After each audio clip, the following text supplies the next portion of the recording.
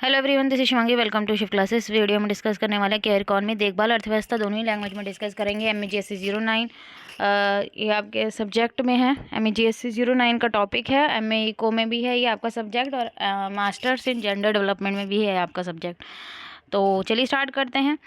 Care economy क्या है? वो इकॉनमी जिसमें पेड और अनपेड लेबर सर्विसेज जो है सपोर्ट करती है केयर गिविंग सारी फॉर्म में।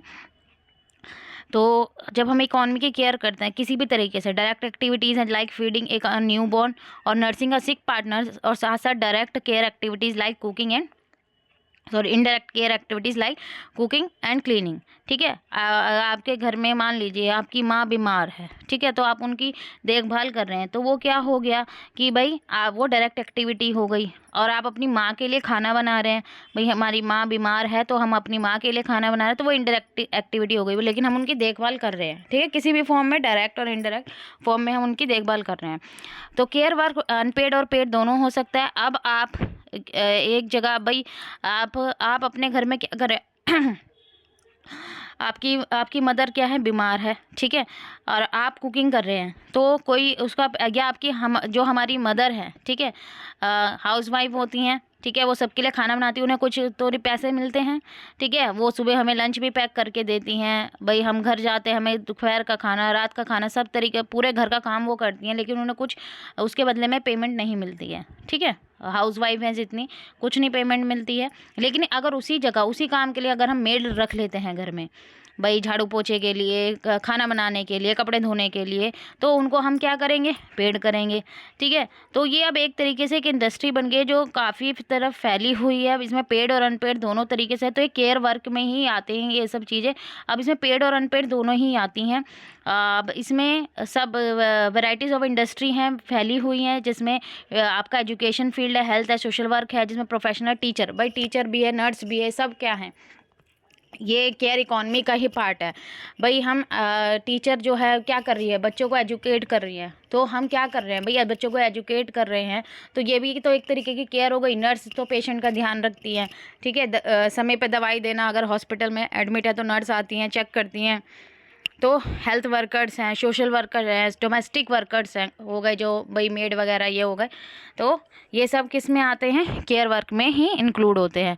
केयर वर्क डायरेक्ट और इनडायरेक्ट, पेड और अनपेड दोनों होते हैं, और ये एसेंशियल भी इकॉनमी और ह्यूमन वेल बीइंग के लिए। भाई एक बच्चा बीमार है, अगर उसकी माँ उसकी देखभाल नहीं करेगी तो बच्चे की हालत ख़राब हो जाएगी, तो भाई अनपेड है, ठीक है, लेकिन बच्चे की सेहत के लिए ज़रूरी है वो काम, तो ज़रूरी भी है, और ह्यूमन वेलबींग के लिए भी जो है ये चीज़ ज़रूरी है। अनपेड केयर गिवर जो होते हैं वो ज़्यादा डिपेंडेबल और हाई क्वालिटी केयर जो है प्रोवाइड करते हैं, लाइक पब्लिक गुड, जो कम्युनिटी के लिए बेनिफिट होता है विदाउट पेइंग टू पे फॉर इट। भाई कम्युनिटी को कोई पे नहीं करना। बच्चे की देखभाल, भाई हम बच्चे का जो है, बच्चा बीमार है, उसकी माँ उसकी अब देखभाल ज़्यादा अच्छे से कर पाएगी एज़ कम्पेयर टू हम बच्चे के लिए कोई एक मेड हायर कर ले कि बच्चा बीमार है तो एक मेड जो उसका ध्यान रखे। ठीक है, तो यहाँ पे नहीं करना है, बिना पे के जो है उसकी माँ जो है उसके लिए अच्छी देखभाल जो है कर पाएगी। लाइक पब्लिक गुड जो है हमें उसकी पेमेंट नहीं करनी होती, सरकार हमें पब्लिक गुड प्रोवाइड कराती है। ठीक है, लाइक पब्लिक पार्क्स हैं, पब्लिक गुड के अंदर आते हैं। उसी तरह एक माँ जब अपने बच्चे का ध्यान रखती है तो उसको बच्चे को कोई पेमेंट नहीं देनी अपनी माँ को, और माँ जो है हाई क्वालिटी की केयर अपने बच्चे को जो है प्रोवाइड करती है। क्लियर हुआ? माँ बच्चे का एग्जाम्पल इसलिए दे रही हूँ ताकि ईजिली आप लोगों को समझ में आ जाए। केयर वर्क जो है इम्पॉर्टेंट है, ठीक है, क्योंकि लाइफ को सस्टेन करने के लिए इम्पॉर्टेंट है, अब ज़रूरी है, क्योंकि एक फास्ट एक्सपेंडिंग इकोनॉमिक सेक्टर बन गया है। अब लोगों को इसमें क्या बनने लग गई है, एम्प्लॉयमेंट मिलने लग गई है। अब जो है आपको पता है कि एजेंसीज जो है मेड वगैरह जो है हायर करते हैं, और जहाँ पे इनकी नीड होती है, भाई बड़े बड़े जो लोग होते हैं उनके घरों में ये एजेंसी हैं जो हायरिंग करती हैं। ठीक है, भाई इनके पास जो होते हैं डिटेल्स होती है, भाई पूरी तरीके से जो है चेक करके जो है उनको डिटेल वगैरह चेक करके तो उनको जो है घरों में भेजा जाता है काम करने के लिए। तो ये सब चीज़ें इसमें इंक्लूड होती है। अगर हम देखें लोअर और मिडिल इनकम कंट्रीज़ है, वहाँ पे अगर हम देखें 60% और GDP है इसी सेक्टर से जो है जो है GDP इसमें 60% जो है इंक्लूड है। सर्विस सेक्टर जब हम बात करें, केयर सर्विस जो है एक सर्विस सेक्टर के अंदर अगर हम देखें जो केयर सर्विस है एक फास्टेस्ट ग्रोइंग सब सेक्टर बन गया है।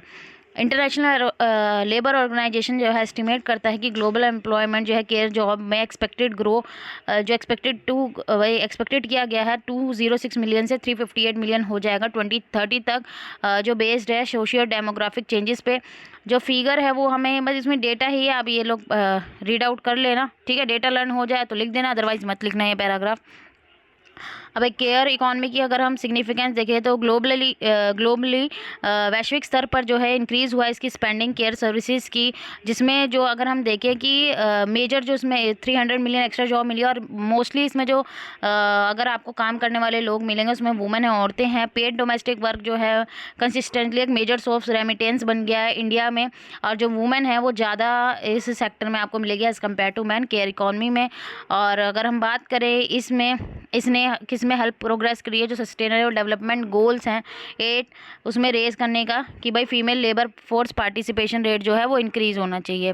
केयर वर्क जो है कंपनसेटेड और अनकम्पनसेटेड दोनों होता है, जो सर्वाइवल है किसी भी सोशल सिस्टम के लिए और इकॉनमी के लिए ये डिफ़िकल्ट है मूव ऑन करना, ठीक है, to on without the assistance of care staff. अब जो एक पेंडेमिक आया, ठीक है, उसने एक लाइट लेके आई किसकी तरफ, essential nature of care work की ज़रूरी है। केयर वर्क भी क्या है, ज़रूरी है। केयर मतलब उसको ऑक्यूपेशन का रूप दिया गया है। अब ILO के अकॉर्डिंग जो नेशन जो इन्वेस्टमेंट करता है किसमें, चाइल्ड केयर फैसिलिटीज़ में, पेरेंटल लीव लो में, वो रिड्यूस करता है बर्डन किसमें, वुमेन पे, have greater mother work to population ratio. अब इंडिया के लेकिन हम बात करें unpaid care work is associated with labour market disparity. India के अंदर जो अनपेड केयर वर्क है यहाँ पे असमानताओं से जुड़ा है, लेकिन पॉलिसी मेकर ने अभी तक इसके ऊपर पूरा ध्यान नहीं दिया है। पेड करियर जो है, जो एम्प्लॉयज़ हैं जो लाइक डोमेस्टिक हेल्पर और आंगनवाड़ीज़ जो हैं इंडिया के अंदर, वो अभी भी स्ट्रगल कर रहे हैं अपने राइट और बेनिफिट्स के लिए।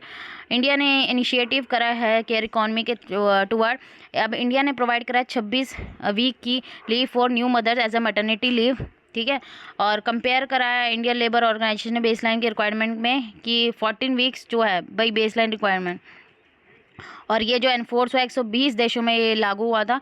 और प्राइवेट सेक्टर एम्प्लॉयज़ को भी इसमें इसमें कोई फॉर्मल पॉलिसी नहीं है। भारत में केंद्र सरकार के कर्मचारियों को 15 दिनों का पितृत्व अवकाश भी दिया जाएगा, सिर्फ महिलाओं को ही नहीं, लेकिन जो पुरुष है अगर भाई वो भी पिता बने हैं तो उन्हें भी 15 दिन की जो है पैटर्निटी लीव मिलेगी। भाई वो भी अपने बच्चे की जो है ध्यान रखें, सिर्फ माँ ही ध्यान रखे, भाई माँ को ज़्यादा आराम की ज़रूरत है, ठीक है, लेकिन पिता को भी 15 दिन का जो है पैटर्निटी लीव मिलेगी कि वो भी अपने बच्चे की केयर कर सकें। डोमेस्टिक वर्कर है इंडिया में वो कवर्ड हुए हैं sexual harassment of women at work place जो एक्ट है, और मिनिमम वेजेस लो कि भाई इतना लो मिलना चाहिए। लेबर ब्यूरो ने कंडक्ट किया है ऑल इंडिया सर्वे किस पे, डोमेस्टिक वर्कर्स पे। तो नेक्स्ट वीडियो में हम लोग पढ़ेंगे जेंडर रोल्स। आई होप आपको ये क्लियर हो गया होगा। अगर वीडियो अच्छी लगी हो तो like it, share and subscribe my channel. Thank you.